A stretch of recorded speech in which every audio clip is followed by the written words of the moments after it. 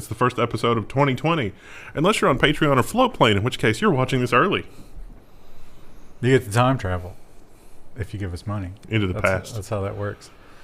So yeah, here we are, 2020. And we're ringing in the new year. What an amazing segue. With some bad news for Jeff Bezos, because you might think that 2020 could be the year of the ring. You know, it's really ramping up. A lot of people are buying them, but a lot of people are upset over them as well. Amazon and Ring are facing a lawsuit over alleged security camera hacks. Let me boil it down to you. A list of compromised accounts was published on the internet, and that still didn't spring Amazon into action. They didn't even bother downloading the list, which literally anybody could download, and just go ahead and lock those accounts.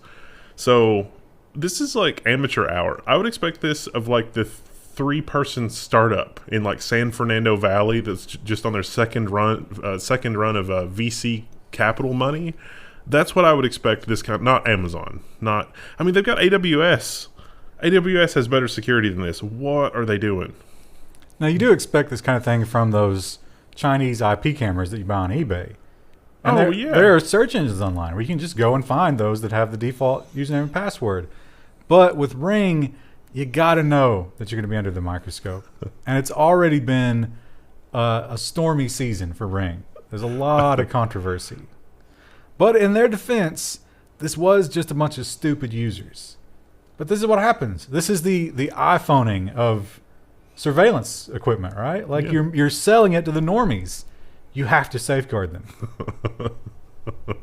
Well, you don't have to, but if you don't, this happens. So can my password be password? Sure, sounds good to us. No, but I'm going to use the @ symbol for the A.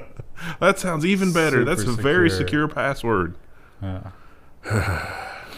But perhaps to lift his spirits a bit, Mr. Bezos can look at this headline, which I'm sure in a large part he was responsible for. Holiday season online shopping hit a new high in the U.S. this year. 18.8%, the percentage rise year over year in online shopping. It makes perfect sense. Why, if you know like what you're getting people for Christmas, and you don't need to just browse. Even if you do need to browse, you can just order it on Amazon.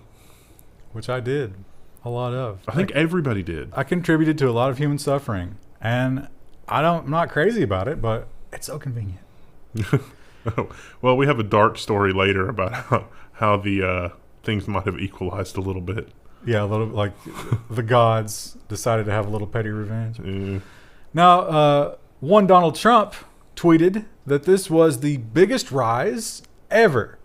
That wasn't true. That was a lie. That's fake news. But, there's a lot of numbers involved. He probably just got confused. Actually, the biggest one ever was last year. We did not beat the record. Now, we did go up considerably. Nothing to sneeze at, but not as big a rise. I found myself in one of the shopping areas around here 2 days before Christmas for unrelated shopping reasons, and it was a madhouse. It was utter insanity. It's craziness. Like those parking lots that are normally never more than like 1/3 full were beyond capacity. Yeah, I always park as far away as I can from other cars. I don't care to walk. There was no solace in that parking lot. It was just fine. Just bang the shit out of it. I don't care. But I went grocery shopping the day after Christmas. That was such a pleasure. It was just me and old people in the middle of the day. Well, continuing on with our Amazon stories, the Amazon Go platform is that fancy convenience store, like kind of grocery store, midpoint, hybrid. Don't forget Whole Foods. And I'm saying the Amazon Go stores are famous because you just walk in and take whatever you want. And they have the cameras and everything. But based on a patent filing, perhaps they're looking at a new way to track customers. Amazon wants to patent technology that could identify shoppers by their hands. The system could someday be used in Amazon Go or Whole Foods stores, because you need, Whole Foods is upscale, but you need something even more upscale than Whole Foods. Let's go. What it does is it takes a picture of the blood vessels and crap inside your hand. So like you hold your hand over a thing, and it takes some kind of like weird 3D picture of your hand and the stuff just below the skin, turns that into something individually identifiable. So it's like biometric data. And then that's your identification. I mean, I'm trying to think of ways you could fake that. That'd be tough to do. It's like, okay, we think this guy's a spy because he doesn't have Amazon Prime, he doesn't have Amazon Go, he doesn't have one of the DNA ancestry kits. Ergo, he must be a spy. See, that's going to make him super useful when the robots rise up. He can be invisible. He's completely invisible. He's a gray man. So if you ordered all your stuff on Amazon, like most people did, you saw a lot of those blue Prime trucks rolling up in your driveway. And the Prime delivery people are not good compared to UPS and FedEx. And maybe we know why. Because UPS and FedEx have, like quality control and training programs. Training. Yeah. Driver train. This is from Ars Technica. Driver training was reportedly too much of a bottleneck for Amazon. Bottleneck in quotation marks there. Time used to train thousands of drivers is time they are not making deliveries. So internally at Amazon, a bunch of people actually put together a plan for onboarding these delivery drivers. Training programs, simulation, thousands of hours of stuff, thousands of hours of training stuff for voluntary training and that kind of thing. Amazon execs were like, nope, this is going to take too long. We need those people delivering packages yesterday. So they need to get out and actually do stuff. In a twist of events, one of their executives was hit by an Amazon delivery truck. That was not mentioned in this. Well, it's a different story. Oh, okay. So that was in nonsense. Oh, okay. So I was like, I thought it was weird this one didn't mention that. We'll talk about that in nonsense, but yeah. But they also talk about, in both of these stories, peeing in the bottles, running stop signs. That's apparently something that, like, they don't train you to do that, but the salty older drivers is like, listen, son, you want to succeed in this game? You got to run those stop signs because the pace is just ridiculous. But I do like getting my packages the next day. A lot of our viewers that are in more metropolitan areas are like, next day? What is this next day stuff? It's same day for us. You country folk and your simple ways. My parents are strictly 2-day. You cannot get next day on the mountainside. There was somebody that I was talking to that does the YouTube thing, and he lives near one of the hubs, and he was saying that like when he orders something, like 6 hours later, it's at his house. It's crazy. That's nice. That'd be a good reason to move. Like, do you think property values around the hubs go up? Well, this one hits close to home. Over the break, I watched a lot of TV. Wow. I caught up on like I watched The Witcher and The Mandalorian. I didn't watch The Mandalorian. I watched most of the episodes of The Witcher. It's pretty good. I thought did it not confuse you when they jumped around in the timeline? Because yeah. Everybody looked exactly the same. Yeah. I was like, what? Pop up some text on the screen here, boys. I don't know when this is. I think it's more like the books than the game. So now I have to read the books, and it'll probably make more sense. I don't know. I mean, because Geralt wore the same clothes and looked exactly the same because he's ageless throughout the entirety of, it was like a 30, 40-year span. I don't know. He had some very, it seemed like his face scars were a little different in the later timeline than the earlier timeline. Well, I might not have noticed that because maybe I was playing some video games during some of that watching. And apparently I am not in the minority. 88% of Americans use a second screen while watching TV. Why? It's because the TV show moves very slow. Very slow. And also, Mr. Nate Anderson, oh my God, you're insufferable. I hate you. But apparently, so Nate can't figure it out why, but like you say, so many times sitting through those shows, those long, agonizing reaction shots where people are just staring off into the distance. Oh my God, tell the story. Let's go. Let's get it done. And you just get bored. You got to edit better. Edit better.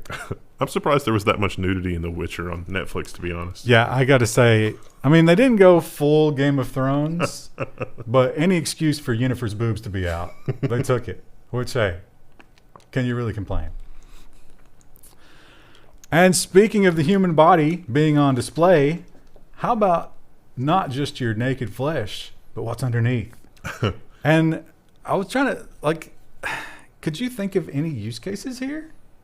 Because they were talking about doing this at a distance. Now here's the Amazon Go. The dystopian part of me was like, wait a minute. You can tell if my organs are healthy from a safe distance? Where could that be applied? MIT reveals the first ever laser ultrasound pictures of a human body. So they're using a laser to create sound. They apparently found a certain frequency or whatever of this laser, and then they were able to use another laser to look at how your skin vibrates based on the first laser hitting it, which is able to approximate what you get from an ultrasound. Now, right now, the resolution of a traditional ultrasound exceeds what they're able to do with the laser, but this is still damned impressive. And they talk about, I don't know if they want to ever do this to babies, because it is a laser. I don't know how dangerous that is, but they can just, the guy who was advocating this was like, yeah, I picture a world where you wake up in the morning, and while you're standing in front of the mirror, it's like, oh, your organ health is excellent today. Or, oh, the liver's looking a little damaged. What did you do last night? You know, that kind of thing.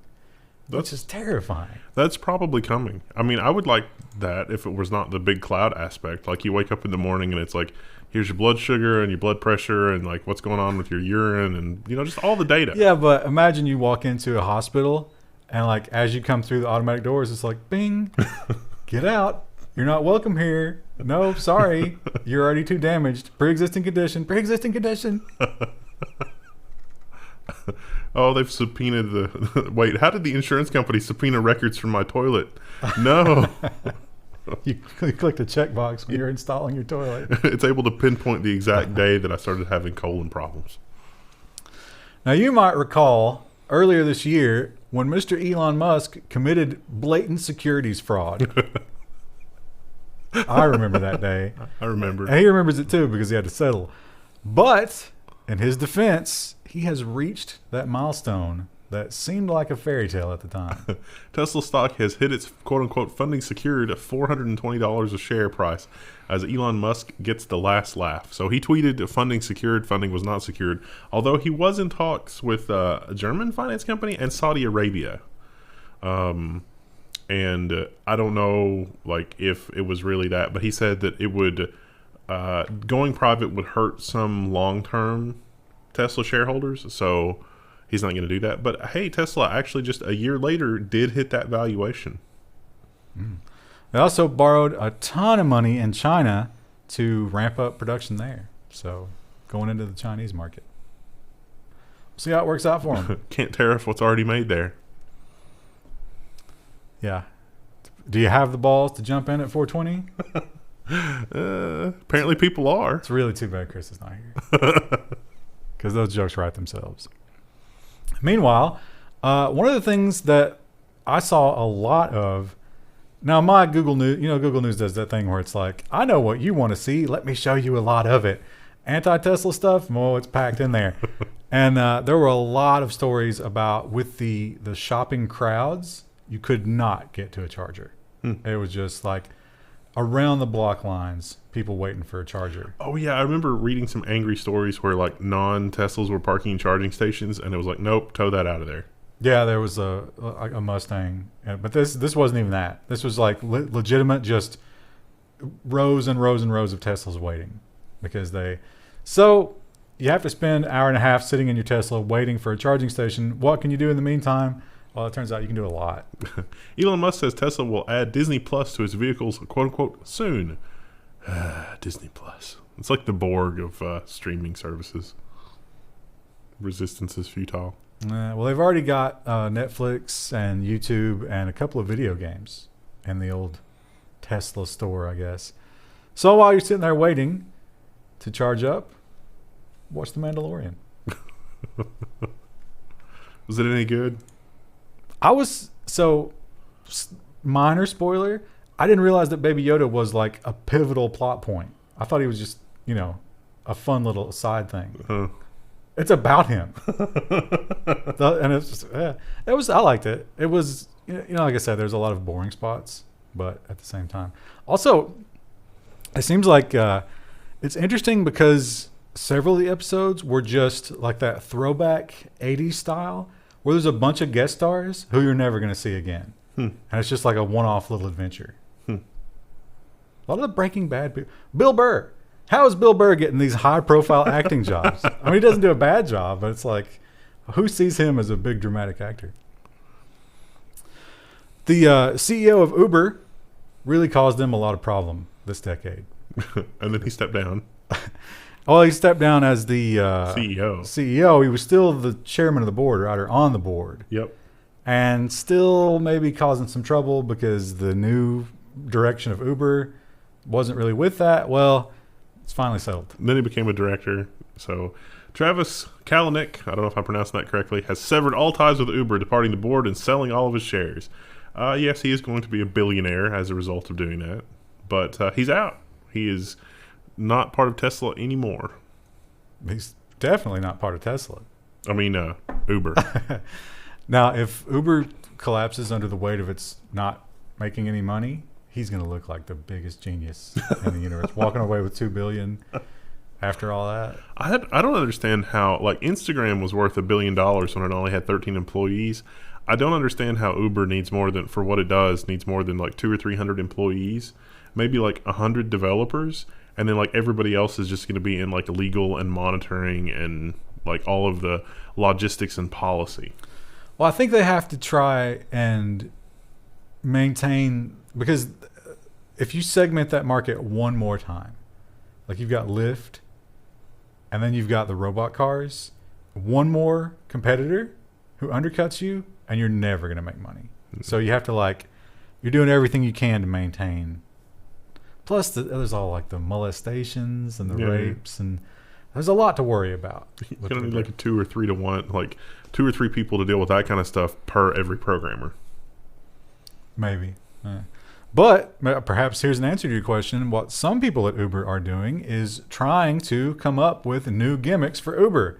And this one seems impressive. I don't think most of us have the amount of money that you would require to use this service.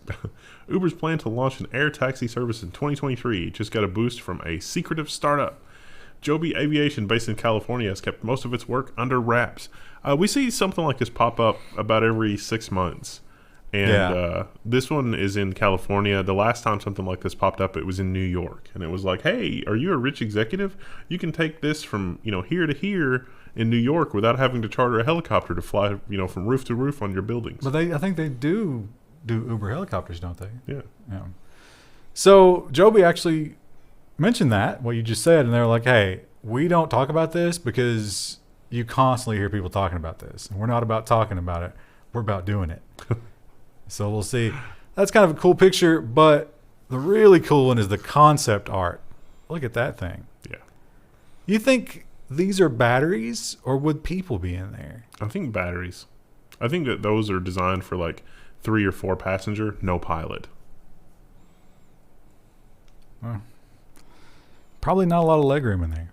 But I guess you're not going on long trips, so it's okay. Stack Overflow, or Stack Exchange, which is the overarching part of Stack Overflow, had a little bit of a controversy with gender politics. So it turns out they had a moderator who just wasn't playing along. And they're like, listen, I don't care what your gender is. We're here to fix bugs, and we're going to fix bugs. So just don't bother me with all that garbage. Well, that's a hate crime in the modern temperature of the country. And Stack Overflow came down pretty hard, but they met with a little resistance. Update, an agreement with Monica Cellio. I hope I'm pronouncing her name correctly. So really, one of the things that she did was ask for clarification a bunch on this pronouns policy, this preferred pronouns policy. And the Stack, this was a code of conduct change that was coming that was never actually official. And so they demoderated her. Banned her, I think. And they updated the policy, and they didn't refer to her specifically in the policy, but it was clear the policy was about her. But they didn't say it was about her. But then some reporters asked, hey, what's going on? And when they responded to the reporters, they were like, oh, yeah, this is all Monica. So damage to reputation, that might have turned that into a legally actionable thing. She started a Kickstarter, raised $25,000 for lawyers, which really doesn't get you super far in lawyer land, but it's not bad. It's not a bad start. And then the Stack Exchange people were like, you know what? Let's work our differences out. And they gave her account back, but they offered the moderator back, and she's not interested. Well, she has not yet responded to that, according to I don't think she's going to. I think she's going to respond with a legal letter, which is exactly what she should do. Because God bless the people on Stack Exchange. I mean, come on. It is a good format. They are due. I mean, I can't help but think back to those guys in the 70s and 80s who couldn't Google an error code. The work that we are standing on their shoulders these days. We don't have to suffer that way. And it's people like Monica that we have to thank for that. That's ridiculous to bring politics into that. Just talk about nerdy stuff on there. Nothing else. Well, the Inquirer. That's a website we use from time to time. But I'm going to make an executive decision. We're not going to use them in the future. 2020, gone. Oh no, the Inquirer reaches end of life. We came, we inquired, we're off to the pub. So the Inquirer is shutting down. Publishing online is hard. There's not a lot of money to be made in banner ads and that sort of thing. So we haven't even bothered with banner ads on the Level 1 website or forum. It's supported by our patrons and people on Floatplane and crap like that because banner ads don't pay. They don't pay anything. It's worthless. You know what does pay is super invasive tracking scripts. And you just simply... Also clickbait. I mean, you can't... A lot of clickbait. You can't allow those tracking scripts because they hinder the performance. Yeah. And it's and they're also insanely invasive. Yeah. So the Inquirer, they were actually... their parent company was bought out, and it seems like they just weren't interested in keeping a website like that. So one less source of information, never good. But what can we do? Soldier on. What we'll do is move on to the robot section. There's a lot of robot news at the end of the year. I don't know if people's their grants are up or they need more funding or whatever, but yeah. A lot of robot press releases. Well, a lot of AI press releases. And the first couple of them have to do with language because when it comes to AI, understanding language and writing things and summarizing things, it's one of the more difficult things to do, and there's an arms race. And right now it's between Baidu and Google, two behemoths. Baidu has a new trick for teaching AI the meaning of language. Inspired by a difference between Chinese and English, it shows how AI research benefits from diversity.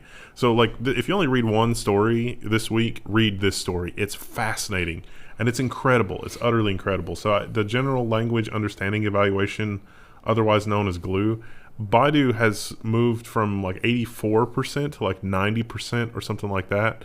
And I've forgotten what the trick was, but this is an incredible, it was the article explains it and it was oh, that's so simple. Why didn't anybody think of that before? Well, let's see, that's when they talk about the difference between Chinese and English. So in English, each word is its own thing. Each word can have meaning by itself. But in Chinese, individual characters can be meaningless without the character before or after them. So BERT, which was Google's program, had to be usurped by Ernie, of course. The Chinese went with Ernie. Ernie can look at before and after context, whereas BERT was like the Google autocomplete. It only looked forward, but Ernie looks for context on both sides. And that's revolutionary, especially for Chinese, but it turns out it's good for English as well. Neat. Pretty good, but Google was not just sitting back on their heels during all of that. They might have lost that battle, but perhaps not the war. Google's Brain AI achieves state-of-the-art text summarization performance. So it would take a large body of text and summarize it into the most important things, which sounds crazy, but some of the examples were pretty impressive. And again, this one scored above your average reader. Yeah. This is also an improvement over previous versions because it was able to synthesize new text as opposed to just highlighting or combining text from the write-up. So this AI was capable of writing completely novel sentences to describe something described in the paper more succinctly. And track a subject from the first part of a paragraph to the end of the paragraph. Because those the AIs that generate paragraph text, they'll often switch the main idea. will be something else by the end. And it makes sense if you just gloss over it, but the internet is like, wait a minute, what? And they have somehow figured out a way to deal with that. It's too bad Chris is not here because this is another story where we should get her insights on curved text. I'm sure she would have strong opinions on it. I'm not sure if they'd be pro or con, but she would definitely feel strongly about curved text. Probably con. Yeah. Amazon researchers use AI to improve the recognition of curved text, which is apparently a hard thing to do. So as you see in the sign here, tracking the text in kind of a curved format, it's hard to do that with traditional character recognition. But they've added another layer to the neural net, and now it's like, oh, okay, we can do that now. So they kind of show how they draw these boundaries around what they think are curved words, and then they're able to kind of flatten them out and read them based on that curve. It's one of those weird things that you really wouldn't think about an AI being bad at, but it's actually incredibly difficult. Just a simple the human brain is so good at compensating for that. Yeah. But a robot is not. And perhaps that's how we'll leave messages to the other resistance members in the future. Curved text. Yeah. Or circular, or we'll have to do something crazy. We'll have to fire bullets into a brick wall in the shape of letters. And perhaps we'll be firing those bullets from our arm cannons, much like Mega Man. Now, Mega Man 2, it was a difficult game, but it was nothing compared to Mega Man 1. That Gutsman level with the falling platforms, every kid I knew feared that. You'd say that, and you'd see just a look of emptiness and terror in their eyes because it was unfair how hard it was. But Mega Man 2 is famous for having the difficult bosses, and perhaps that's just the challenge that an AI needs. Researchers want to use Mega Man 2 to evaluate AI. So, yeah, it's 4 enemies, I think. 4 different enemies, and then the AI has to juggle with, ever how many of that kind of enemy on screen at once. And well, it's just the bosses. And that's going to be the evaluation of the AI. But I think it's 4 because there was more than 4 in the game, so they're randomly taking 4. But it's interesting because in Mega Man, there was a progression. Like, each enemy had a weakness who was the other enemy, and you could switch to their power. So I wonder if the AI is going to figure that out. That's tricky. But if you give them 4 random ones, you might make that impossible. It's interesting. So yeah, another game that we're going to use to sharpen up that AI military. Great. We talk about every week, almost every week, AI is just getting better and better at recognizing our diseases. And these stories, I mean, they're so cookie cutter now. It's amazing. But we're just so jaded to it. It's like, yeah, okay, cancer. Artificial intelligence identifies previously unknown features associated with cancer recurrence. So what was this? This was colon cancer or something? It was broad spectrum. So they were feeding it prostate. Oh, okay, prostate. So it turns out that the connective tissues for prostate cancer can be an indicator of whether or not cancer is going to recur. And a lot of the doctors that work on cancer hadn't considered connective tissues as anything to do with the cancer at all. And they gave this AI slides of, I guess, prostate biopsies or something, and they did not tell it what to look for, and they didn't tell it which slides were of cancer. They just let it sort of learn on its own, and it came up with this relationship, which is one of those crazy black box things that AIs. Like, hey, these look different, and then doctors that looked at it were like, "Oh yeah, that does look different." So it was black box, but then when doctors examine the results, they're like, "Oh, there might be something to that."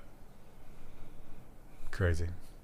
We're not going to have any idea how they kill us when it finally comes. It's going to be this novel way of exterminating humanity that we never considered.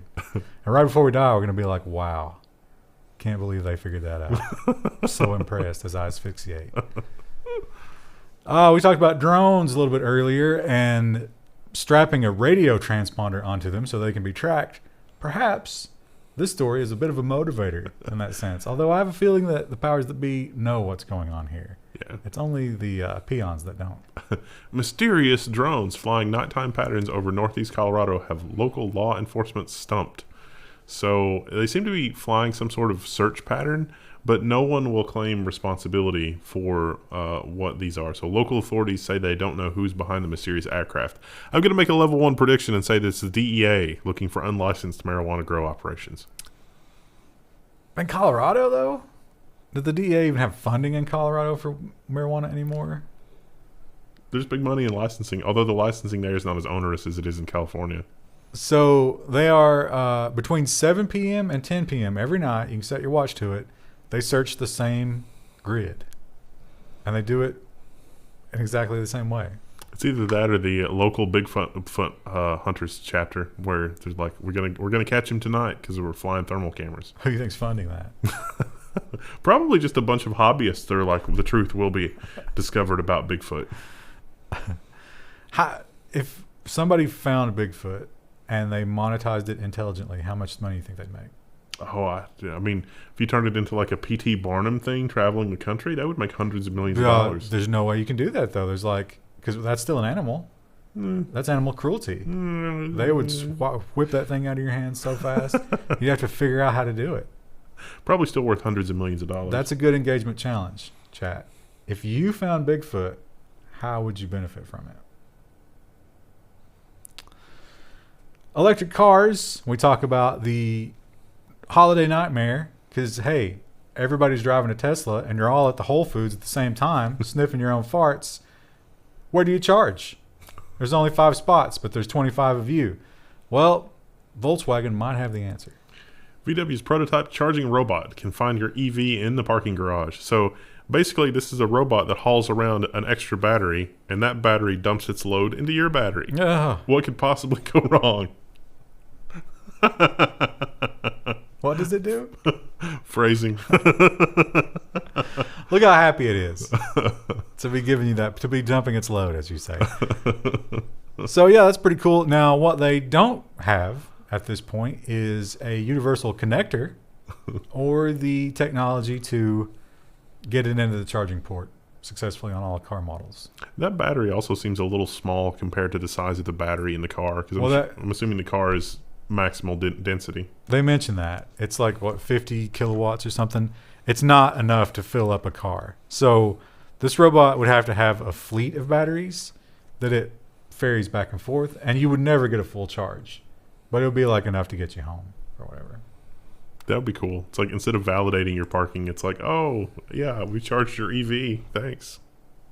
Or over the course of a work day, if 15% of your workforce had EV cars, it might get them all. Yeah. Maybe. Could be neat. Well, self-driving cars seem to be inevitable, even though a lot of people don't want them. But we are maybe having some teething issues on the way to that automation. Not in cars that even advertise full automation, just the driver assist. Mazda 3 bug activates emergency brake system for no reason. 35,000 vehicles are being recalled to fix the issue. We actually reported on this issue, not with Mazda, but stuff like this was happening, I think, with Tesla vehicles. It was misdetecting that there was an obstacle in the highway and then taking immediate evasive action. And I think even Musk talked about how this would be a common problem with vision-based driverless systems as opposed to like LiDAR or something like that type systems. And so here, that prediction is coming true in this Mazda system. I had an Infiniti that had the laser-based system. This was in 2008, and it missed constantly. And it used the brakes, and it would snap your neck and be like, oh, this idiot thinks that there's something there, but there's not. It was like curvy roads, like a road sign or something would reflect.